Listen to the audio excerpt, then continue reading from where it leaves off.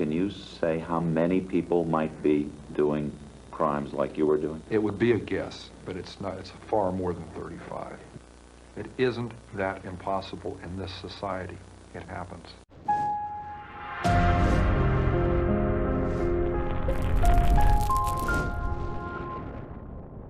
You were able to appear like an ordinary person, non-threatening to... I lived as an ordinary person most of my life, even though I was living a parallel and increasingly sick life, other life.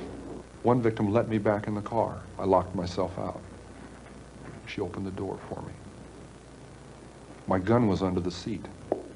What in the hell am I doing telling you that? Am I a masochist? Am I looking to be tormented further?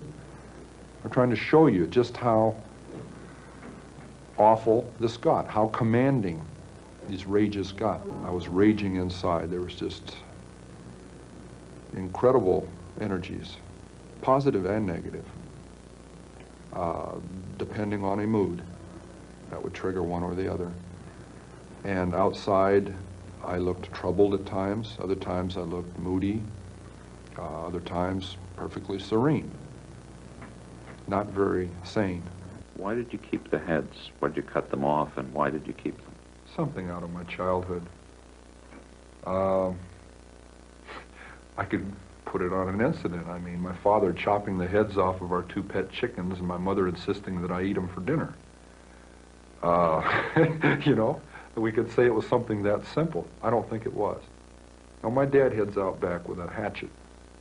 I got on my bike and I tried to stop it. I remember that. I got on the bike, rode around the block. I was crying. I haven't talked about that for a lot of years. I'm sure that may have implemented something. That may have gotten something rolling, but along fantasy lines. But it took a lot of years of development along those lines to really get off. But how are you able to, in 1 minute, have someone's head in your hands, and very shortly thereafter... Living through a fantasy, however that would relate to that severed head. And then 5 minutes later, I'd put that away, and there'd be a knock on the door, and I'd put it away and answer the door. And the landlady would be there, and we'd discuss it. Discuss what? Reality. Her reality, not mine. Some people go crazy at that point. I felt it. It was one hell of a tweak. I mean, to just flip out and not know where I was. To be walking up the stairs with a camera bag that belonged to a young woman that had her severed head in it. Walking up to my apartment past a happy young couple coming down the stairs who nodded and smiled at me as they went by. Good evening. And they're going out on a date where I'd love to be going. And I'm aware of both of these realities, and the distance between those two is so dramatic, so amazing, so violent, that really, I could feel the wheels squeaking inside.